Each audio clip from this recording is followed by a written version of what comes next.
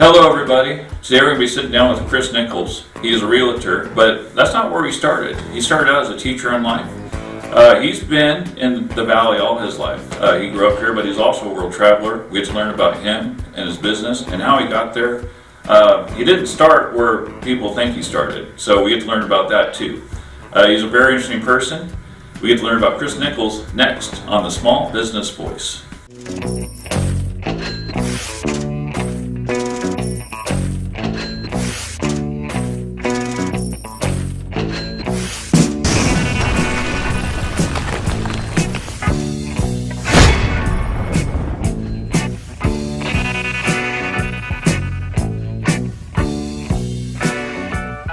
Hello everybody, thank you for watching the Small Business Voice. The Small Business Voice is a platform for small business owners to have their voice heard. And what would those small business owners ask you to do? They would ask you to please buy local. So today we're sitting down with Chris Nichols. You own your own realty company, correct? I don't. I'm not the owner. You're not the owner, broker okay. associate. Dave Souza and Danny Mesa are the owners of Atlantic Realty. Okay. We talked earlier. I wanted to know a little bit about your background, like where you started. Sure. My background here is I started at CSU Stanislaus. I have a degree in liberal studies and a concentration in teaching. And I became a school teacher. My passion was to be a coach. I loved basketball. But then I realized I don't have to teach children to coach. And so I went into real estate, and I had a mentor by the name of Dave Souza who took me under his wing when I first started in real estate in 2005. And he says, "Chris, you have an excellent voice to come and help people out." And he says, "Have you ever thought about real estate?" And I said, "I've thought about it. I've seen you in real estate. I have family in real estate, and I see them struggle quite a bit." And so he goes, "Chris, why don't you just try it and come on in?" I said, "Okay, I'll take that as a challenge." And so in the year 2005, Dave took me under his wing, and I went to go knock on door after door after door. That first week in real estate, I actually had 3 or 4 escrows, and I said, "You know what? This is for me." And that's what I ended up doing. So I think with that, I had a really great mentor who was there with me in the beginning. And he was always pushing and pushing and pushing me, and that's what really helped me to be in the position I am where I'm at today. Is he always tells me is, if you want to be successful, learn from the most successful people, and that's exactly what I did. Yeah, well, that makes sense, because we talked about a little bit about your background, and when you were a kid, you didn't start off, like you are now. But you learned a lot of lessons going through that. Can you kind of share us what you how that transformed to where you're at today? Yeah, absolutely, Justin. So when I was a kid, my family, we grew up poor. When you grow up, you don't realize what poor and you don't realize what rich is. You just kind of go to school and you kind of exist. And so I saw my dad. My dad worked at a local company here in Modesto called Weyerhaeuser's. It was a great company. He was a factory worker. But I saw him continue to increase his level of success in the company.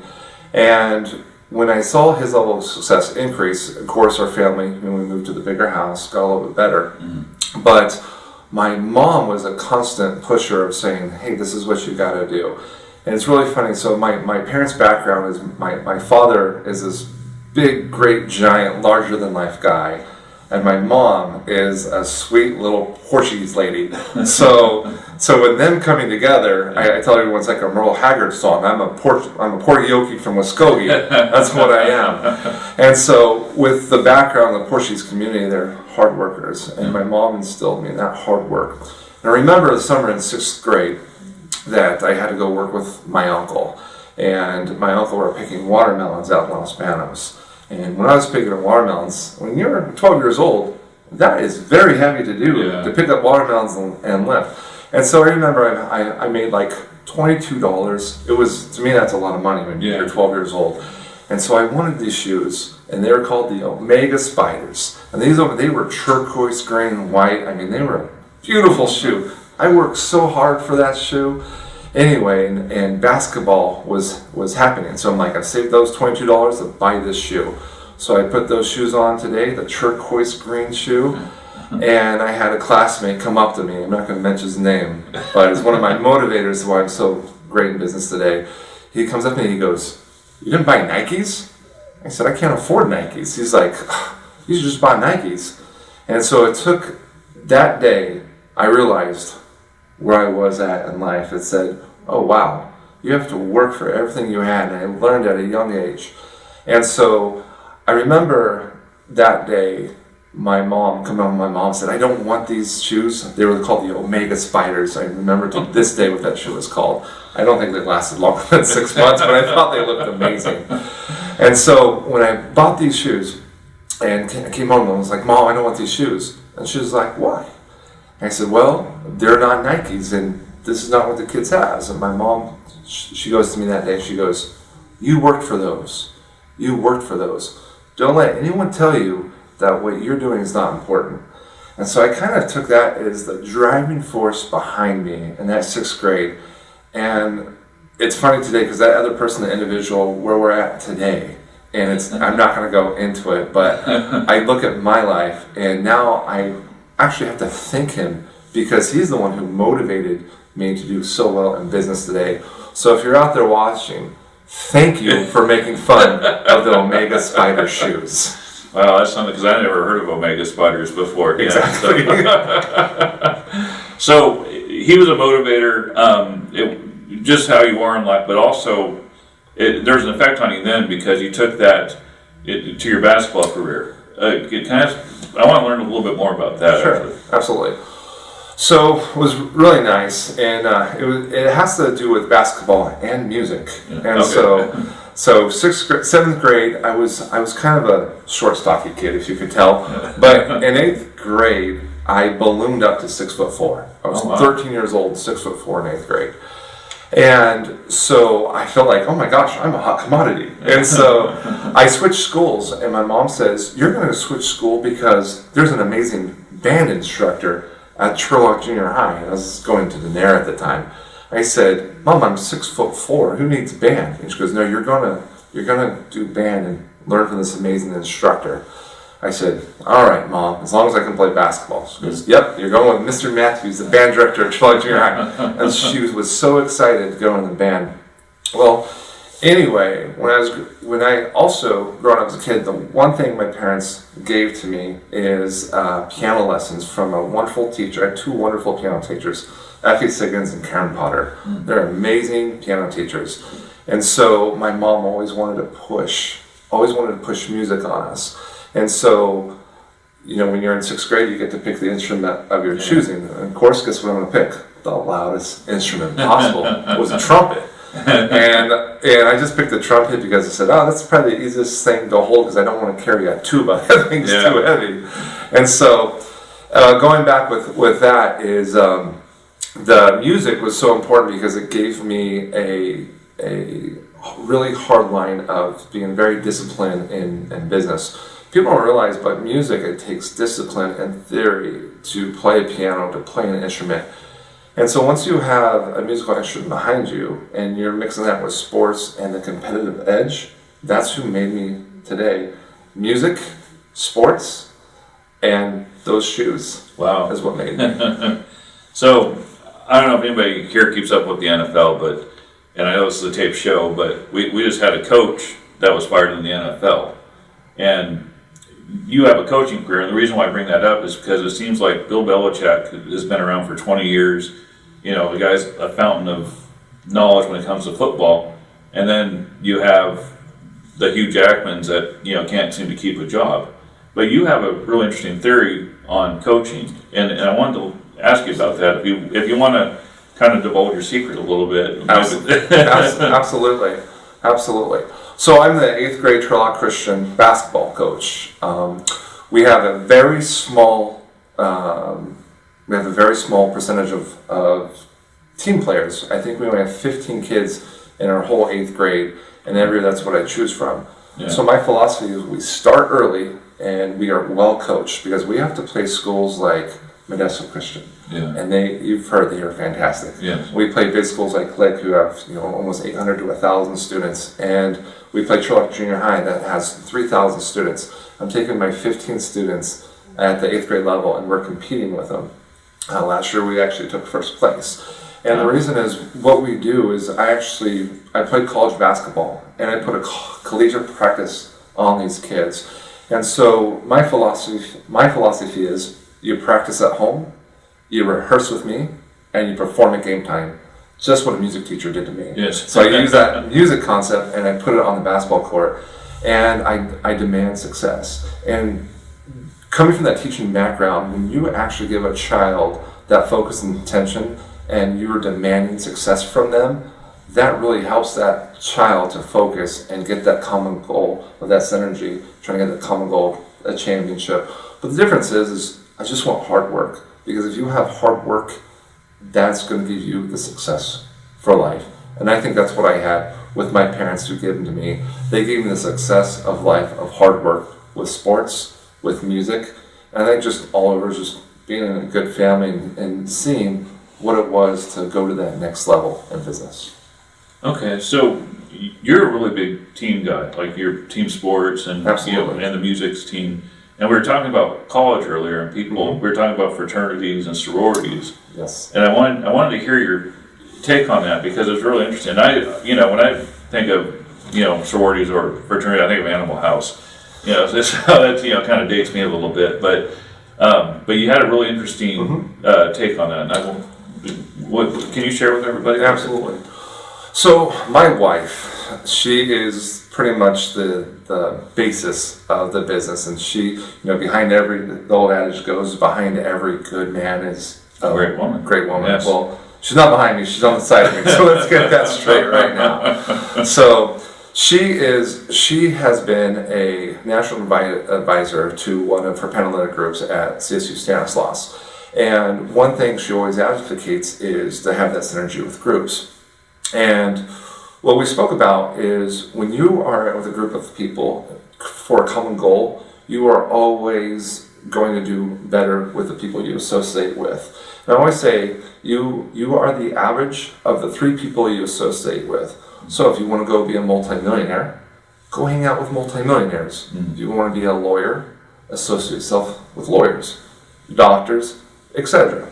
Well, my wife has the same philosophy with her Panhellenic groups that she's been advising for years. And one of the groups that she advises was a sorority. And what she told me is academically, people who go in Panhellenic groups, the fraternities and sororities, or fraternities, let's just say that it is actually proven statistically that they graduate within 4 years quicker than someone who is not a part of a fraternity overall. So I think it's very important, and having someone that in my life, like my wife, who is just a constant saying, hey, it's team effort, team effort, teamwork. It's fantastic. Yeah, that's what. And you showed me a picture of your wife, and you said she looked like Denise Richards. I'm a lucky guy. And I hear that, like, oh man, my wife looks like so and so. She really does look like Denise Richards. So Thank you. I'm gonna see if I can get a picture on it. So it just I was amazed at how close the resemblance is. Well, thank you. Yes. I knew that when she was 15, and we've been best friends since we were 15 years old, and that's exactly what I had. So I'm very lucky in that category, and I always tell everybody that she's the brains and I'm the beauty, but let's be honest, she got both. All right. Well, we'll go ahead and take a break right now, and we'll come back. We'll learn about Chris's business right after the word from our sponsors. Every journey begins with a single step. Are you ready to take yours? Here at Modesto Junior College, we can help you begin. The college offers a variety of programs and opportunities, including financial aid. MJC students can transfer to four-year colleges after graduating. Our instructors will prepare you for a successful future in the field of your choice. If you want a quality, affordable education with unlimited horizons, make Modesto Junior College your first step. We're back with Chris Nichols.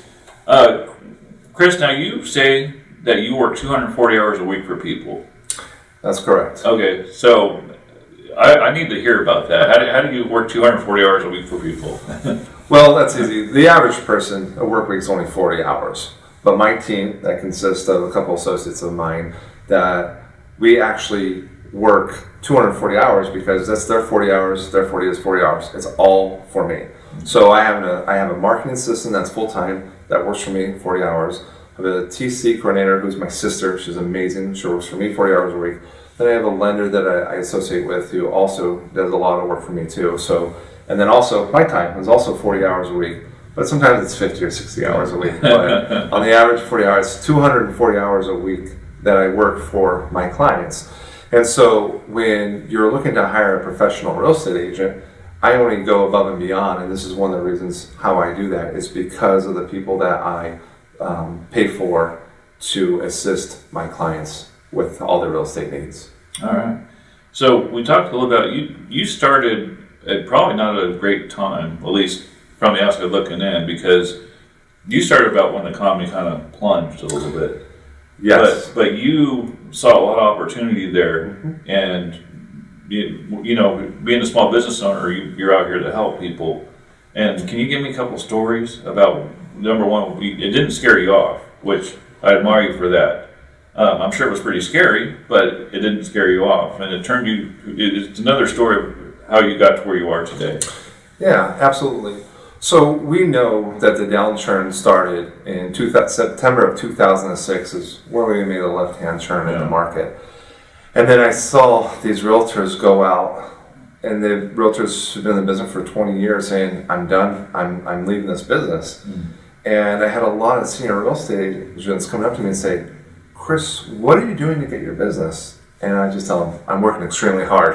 I just got that focus because I didn't want to give my philosophy of what I was doing to other people. Because when you're new and you're hungry and you're young, you don't want to help anyone. You're all for yourself. But now that I'm at this point now that I've gone through and I've done that, I want to help. I want to help people to get to that position. So when I started, what I started doing, I started knocking on doors. Door knock, door knock, door knock. My first summer door knocking was in 2006. I knocked on 3,841 doors. Ooh. I know that because I've actually marked everything down. And I'm very good at tracking. And so I'm also a good reader. So they say, whenever you track anything that you do down, you can always replicate what you've done. And so when I tracked all my business down, I tracked down what I did that day, the contacts that I made, and the people's phone numbers who were interested, people who were interested in selling that day, or they were looking to buy or sell, or they had a family member who were looking to buy or sell. So once I had that down, I knew exactly where I was going. And so when I was done that summer, I had such a successful summer that I had a larger income that agents were working a whole year that I did in one summer because I left teaching and went into real estate. I didn't go back. I said, I'm going to do this, and this is what I need to be successful. And then when everyone was leaving, I said, the cream of the crop rises. That's what I heard. I wanted to be that crop, you know? And so what happened was after that was pretty fantastic is, I don't know if you remember the word a short sell. No, a lot of people were doing short sells. And so it was my goal to educate myself as being a large short sell agent. And Chase Bank actually had me as the #1 short sell agent in the state of California in 2008. Because I did that. I did about 162 short sells. And you know, one transaction file can be anywhere from 200 to 300 pages. Well, a short sell transaction file is anywhere from 11 to 1,400 pages. And so it was funny, my desk was so full of paperwork that you couldn't even see my computer because I just had paperwork all around it. But in a short sell, that time I think it's going to come back a little bit, not like it was, but it is going to come back in the future. And I think that's so important to help people out because, you know, people's biggest investment is a home. And when people actually overextend themselves, the first thing they get rid of is, you know, they get rid of the services, the pool guy, the lawn guy. Let's keep this home. And sometimes, you know, when people can't afford that home because they buy a $500,000 home and their mortgage is $4,000 to $5,000 a month, our income just doesn't support that here. No, it doesn't. So luckily at that time, short sells, they were allowed to sell short of what they owed a home. And so what happened going back into that 2007 area, short sales were so big. And then you also had a thing called foreclosures. Yeah. You all remember what foreclosures were? Yes. You could go down a street and you saw 3 or 4 homes that just had listings out from a whole block, listings. And so you had an opportunity that you could pick from. I remember in 2007, that was buyers got to pick everything. And I remember I had a client, I showed him a home, and I was really excited to find this individual home. I showed him 74 homes. Guess which home he bought? Which one? The very first one. So I realized that I had to be better at myself to selecting a home that fits with the people who are in front of me, because when you show 74 homes, after the 12th home they all start looking alike. Yeah. And then I realized is whatever home you show your client first, that's the home they're gonna analyze everything towards. They're gonna say, hey, this home had this. This is the home they compare everything to, is that first home. That's why it's so important when you actually meet people the first time, the home that you want to show them first is going to be the best one. You want to show them 7 or 8 homes, and out of the 8 homes, I say 80% of them always go with that first one. Okay. So that saved a lot of time for me in 2007. I'm glad that happened to me, so I knew exactly what I had to do to make sure I can maximize my potential and effort for my clients. Okay. I'm going to throw a little curveball at you, because we didn't talk about this earlier, but you know, with the economy kind of collapsing, you know, the banks got a bailout. Yes. So how did that affect? Like, is that something you were thankful that happened because it reestablished the economy? I know there's a lot of people that are bitter about it, but I want to know from you, like, what's your take on that? Well, you know, with bank bailout and homes, even though it kind of mirrored each other, it was separate. Okay. You know, luckily we did have a bailout. A bailout was a short seller foreclosure. Yeah. And then when you actually short sold your home, there's programs where your banks actually forgave you. Okay. You know, which was fun. Yeah. Which was fine and great. But in the banking world, which I'm not a banker, but that bailout, it did. There's parts that it did help the economy, and there's parts that it regulated the economy. You know, I'm not a stock guy, but if you look at Citibank stock, when the banks up bailout, you could buy Citibank stock for 80 cents. That same stock now is $80. Yeah, wow. So there's opportunity. Same thing with a house. A house that you can buy, let's just go in Stanislaus County, let's say in Newman. Mm-hmm. In Newman, homes were, in 2009, were anywhere from $45,000 to $60,000. And these are 3-bedroom, 2-bath homes? 2 2s, 2 1s. Yeah. 3 2 would cost you about $75,000. Okay. We'll take a home that I know, 1176 Sumac in Newman, sold in 2010. That home sold for $72,500. Okay. That home today is now valued at $239,000.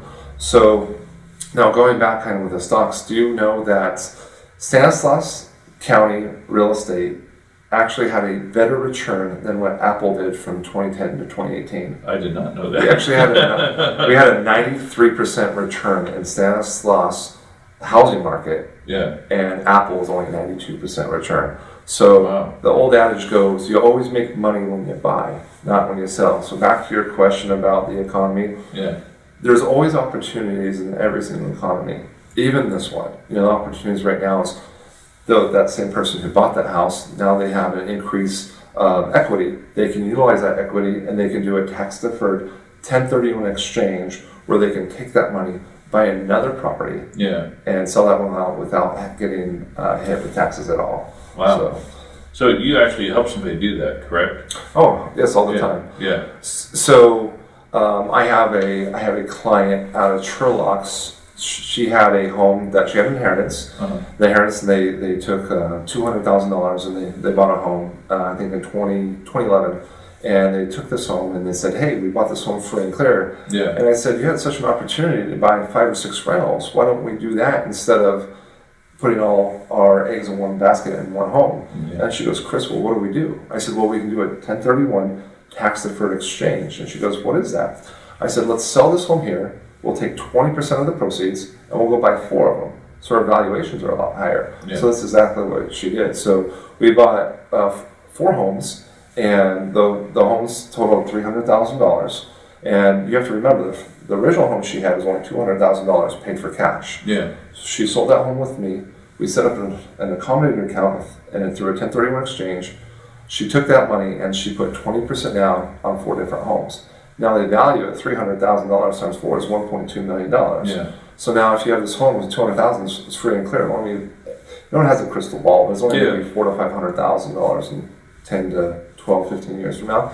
But now if you do it with 4 of them, now you have $1.5 to $3 million in allocation. Yeah. So I think it's very important to look at your investments, especially your rentals in this market right now, to see if you can 1031 exchange any properties to make sure that you can go and get a property that you can actually get maybe 3 or 4 homes out of your original investment. Wow. That way you can maximize your potential of earnings. And side note with that, rents. Yeah. Have you seen how high rents are Oh, in yeah. our area? Rents right now, on the average, is about $1,500 to $1,600. Yeah. You know, some places in Trolloc are $1,800. Now, if you want to see how much your home is worth, you take $100,000, and for every $100,000 is $700 in your payment. So $100,000, $700, $200,000, $1,400, $300,000, $2,100. So that way you can see what your allocation will cost. You put your 20% down on that way to see how much rents are compared to what your mortgage is at. Wow. Okay. So that's just an easy way, straight standard. You can do the math Nice. in your head. So you're out here to help people. I mean, Absolutely. So if you help me, do that, and I have $3 million, the first thing I try to do is run to Vegas. You'd probably tackle me on the way to the plane, wouldn't you? No, I would say put it all on black, and hopefully we get $6 million. But I think investments are very, very important. Yeah.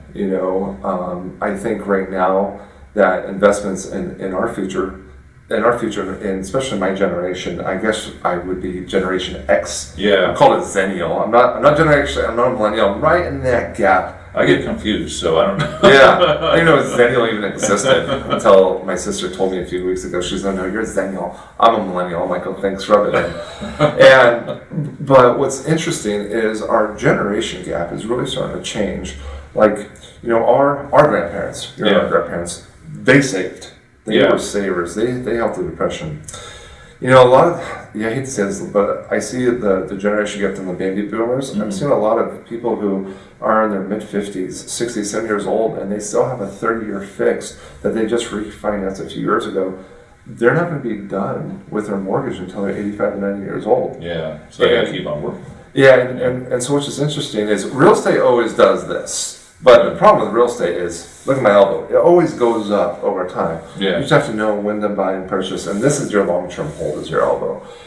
And so I think that's really interesting. So it's really important to invest. And after going back to what you said with the short sales, I think it's really important now we have to save. I had a client about a year ago where he only made $15 an hour, she only made $13 an hour. Yeah. But yet they qualified for $330,000.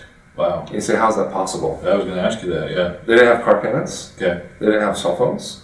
And what we look at is called debt to income ratios, DTI. So their debt to income ratios was at like 2%. I think the only 2% was they had like a utility bill in their name. Yeah. And so when you see that, they actually get to use the whole amount of that $28 total per hour. Yeah. And they qualified for $330,000. Well, they were really frugal. Yeah. They found a house for $240,000. So it lets us know that when we're in markets and they're high like this, we have to be very aware of the credit cards that we're using, what we're spending, the Amazon that we're purchasing lately, who has packages every day to their house. It's unbelievable. Now the mail service is 7 days a week now because of that. Absolutely. Wow. So we're going to take a break here in a second, but I want to ask one last question. You had somebody come to you that was looking for a house, and you say you don't leave any stone unturned. Absolutely. I want to ask you about that. Sure. So when someone comes to say, Chris, I'm looking for this certain home, and this is what I'm looking for. And so remember, I work 240 hours a week with my team. So working that many hours a week, we're going to have more contacts to find great deals. And so a lot of people will give a letter, someone says, hey, I want to buy your home, I want to buy this, I want to buy that. and this is what they do, and they'll just sell it without doing it. Well, I kind of use that same principle. You know, I go and find the deal. I don't wait for the deal to come to me. Yeah. I don't wait and sit with my hands and wait for the phone to ring. As a business individual, small business owner, you have to go out and get it. Because if you don't, it's not going to come find you. It's not. No. And so having that same philosophy, we have to go out there for our clients, and we have to go find that for them.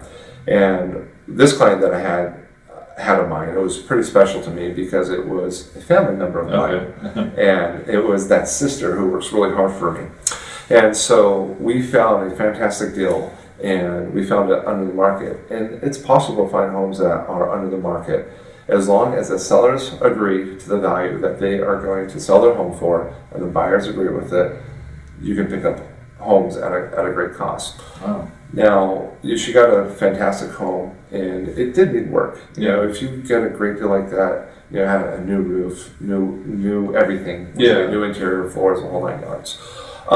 But if you can find that home, you can turn around, get into it. 6 months later, you can actually refinance, and you can drop that mortgage insurance off your property and take some money out and put it back into the home, because you got the deal, you got the price at such a great deal that you have an opportunity to refinance, to get some equity back out, to put back into the home. Yeah. So, yeah, we did that, and we got something about $50,000 under value, and it helped to find the money out. And so it happens more than not. You'd be surprised. And that's what investors do. Investors will always go find a deal, and they'll flip and make money. Yeah. I'm not trying to be that investor. I'm trying to give that on to the consumer. Nice. I think it's really important to a consumer to have the same type of advantages that an investor does, and that's what I'm trying to bring to my clients. All right. Well, that's good for people to know. So I enjoy this. I'm really enjoying this, learning about you and learning about your business. So we're going to take a break. We'll be back from a word from our sponsors. When it comes to getting your car detailed, it's hard to choose the right place. At Davis Family Shines, we sweat the small stuff, so you don't have to. At DFS, we're fully licensed and insured, guaranteeing your car is in good hands. With over 15 years in professional detailing, you can trust we're experienced and know how to take care of whatever life throws your way. Specializing in automotive restoration, we're offering interior-only details as low as $99 and complete details as low as $199.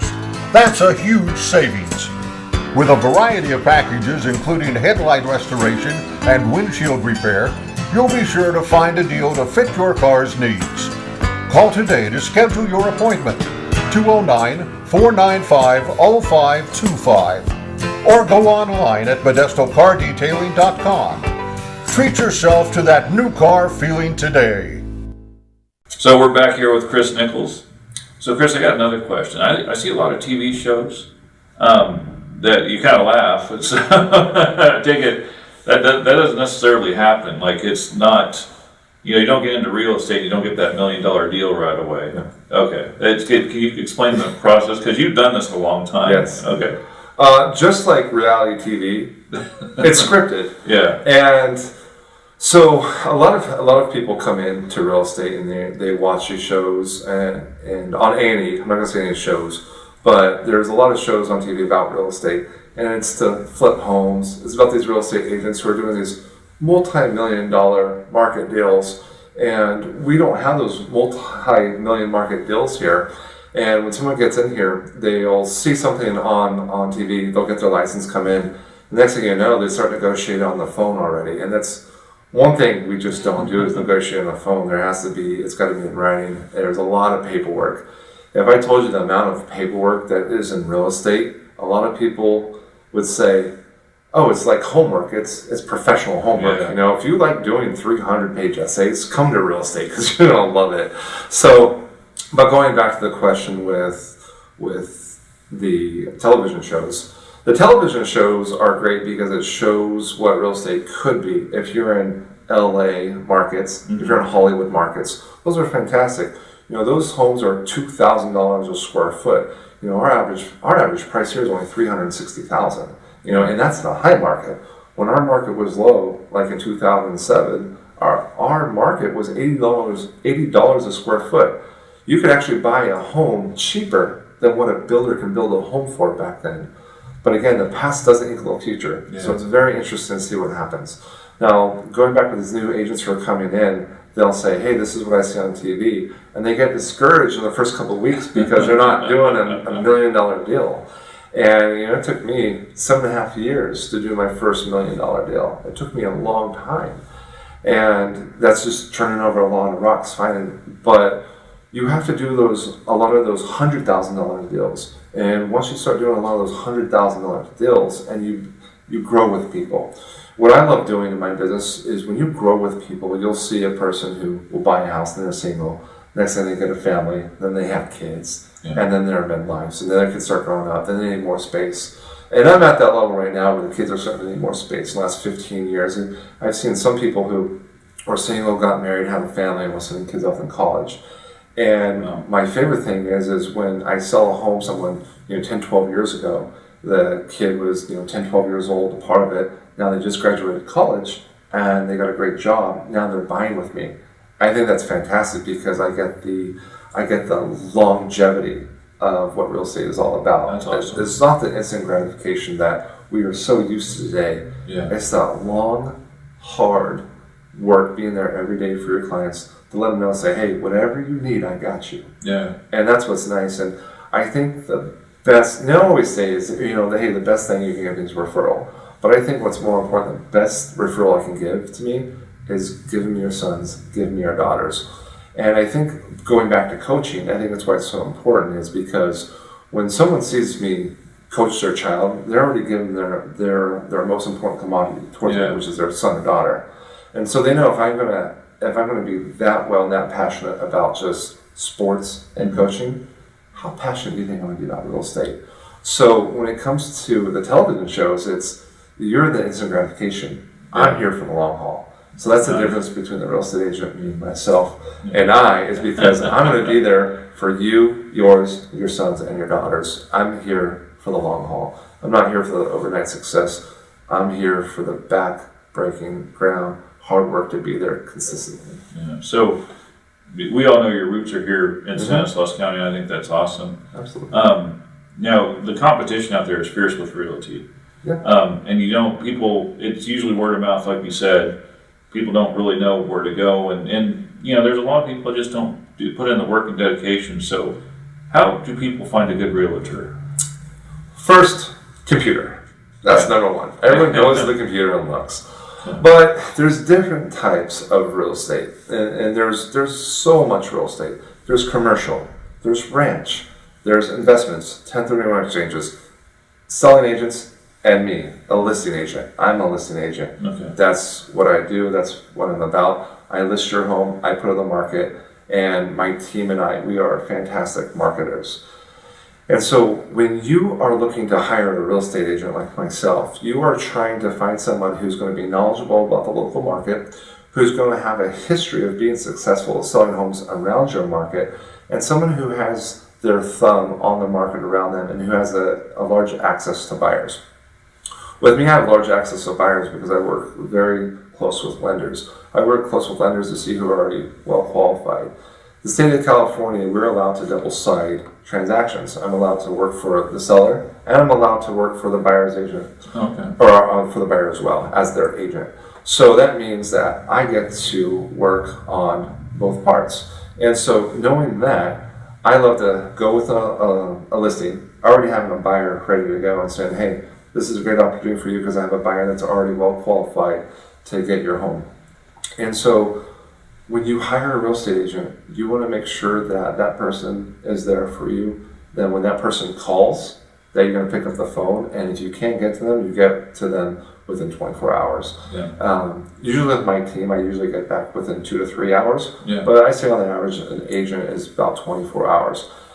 Back to the instant gratification. When you look for something, you want it now. We don't have the phone book anymore. It's like, I'll be there Tuesday, 8 to 12 on November 1st. Then I want to list my house. If you don't go there that day, you have 10 agents already waiting there because a lot of people, when the internet came in and people said, oh gosh, real estate's done, the internet is just going to take our businesses over. Yeah. That's not true. The internet has helped us. Our internet has helped us be consumers of products, and it's also given us a large knowledge base. And if you don't do well, there's a thing called reviews. So reviews are very, very important. You're only going to eat at a restaurant because someone said you're going to look at Yelp and someone said, hey, this restaurant's great, I'm going to eat there. You ever look at a Yelp review and it says, oh, it's got like a 1 star, then you start reading it and then you're like, oh, I'm not going there. We don't want those 1 stars, we want 5 stars. And so a really important part of any business, especially real estate, is when you complete a transaction, is to reach back out to the person and say, hey, so I know how I did and what I can do better in the future. Can you please rate me on Zillow? Please rate me as myself. And will you please just give me a segment and let me know how I did? So that way I can better prepare for my clients in the future. And anyone that you can relate, you can refer me to them as well, so I can give them the best deal for the best price possible. All right. Well, I have a feeling we just got the tip of the iceberg, but we got to take this show to an end. Tell me your saying one more time. Oh, so my saying, I'm Chris Nichols, and my saying is buy your home with Nichols. And my website is wehelpeverybody.com because it's important to me to help everyone that I see. That's awesome, yeah. And is there other ways to get a hold of you also? Yeah, so you can reach out to me. My cell phone is 209-777-2390, and you can always reach me by my website too, at wehelpeverybody.com. All right. Well, thank you, Chris. Thanks for coming on the show. I really appreciate it. Thank you. Yes, it's like I said, I think we just got a tip of the iceberg, so we'll probably have to have you back on here in the future. Sounds great. Appreciate it. Thank you. So if you're a small business owner that would like to have their voice heard, please contact me at newsmallbusinessvoice@gmail.com. We also have a Facebook business page you can like, and then you can also check out our website, smallbusinessvoice.biz. So again, Chris, thank you for coming on the show today. Thank you for having me. Remember, people out there, join the crusade and buy local. We'll see you next time.